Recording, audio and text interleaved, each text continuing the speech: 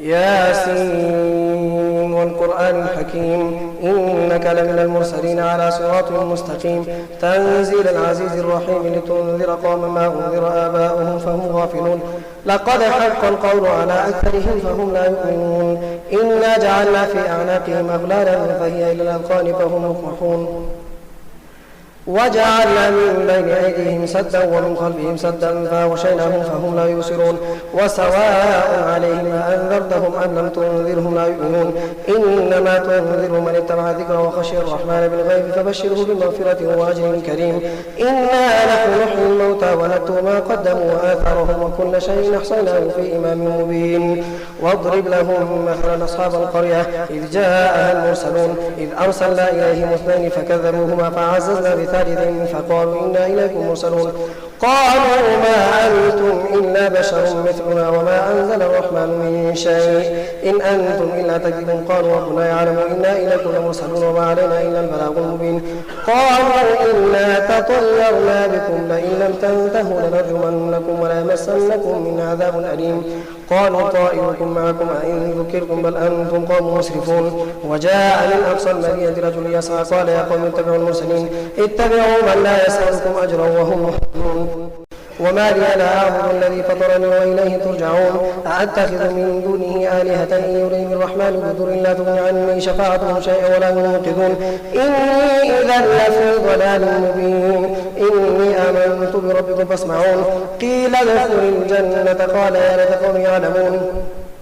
بما غفر لي ربي وجعلني من المكرمين وما أنزلنا على قومه من بعده من جند من السماء وما كنا منزلين إن كانت إلا صيحة واحدة فإذا هم خامدون يا حسرة على العباد ما يأتيهم من رسول إلا كانوا به يستهزئون ألم يروا كما أهلكنا قبلهم من القرون أنهم إليهم لا يرجعون وإن كل لما جميع لدينا محضرون وآية لهم الأرض الميتة أحييناها وأخرجنا منها حبا فمنه يأكلون وجعلنا فيها جنات من نخيل وأعناب وفجرنا فيها من العيون ليأكلوا من ثمره وما عملته أيديهم أفلا يشكرون سبحان الذي خلق الأزواج كلها مما تنبت الأرض من أنفسهم ومما لا يعلمون وآية لهم الليل نسلخ منه النهار فإذا هم مظلمون والشمس تجري لمستقر لها ذلك تقدير عزيز عليم والقمر قدرناه منازل حتى عاد كالرجل القديم الشمس ينبغي لها أن تدرك القمر والليل سابق النهار وكل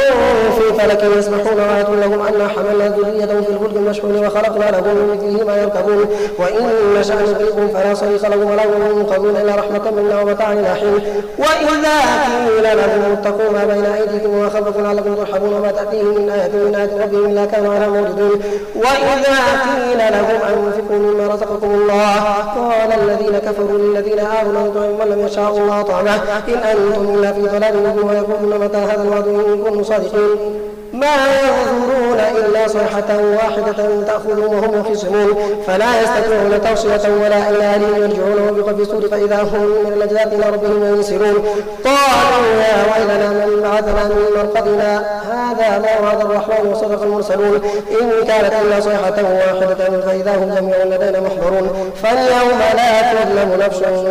شيئا ولا تجزون إلا ما كنتم تعملون إن أصحاب الجنة اليوم في شغل فاكهون هم وأزواجهم في ظلال على الأرائك متكئون لهم فيها فاكهة ولهم ما يدعون سلام قولا من رب رحيم وامتازوا اليوم أيها المجرمون ألم أعهد إليكم يا بني آدم لا تعبدوا الشيطان إنه لكم عدو مبين وأن اعبدوني هذا صراط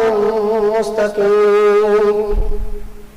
ولقد أضل منكم جبلا كثيرا فلم تكونوا ذاكرون هذه جهنم التي كنتم توعدون اصلوها اليوم بما كنتم تكفرون اليوم نختم على أفواههم وتكلمنا أيديهم وتشهد أرجلهم بما كانوا يكسبون ولو نشاء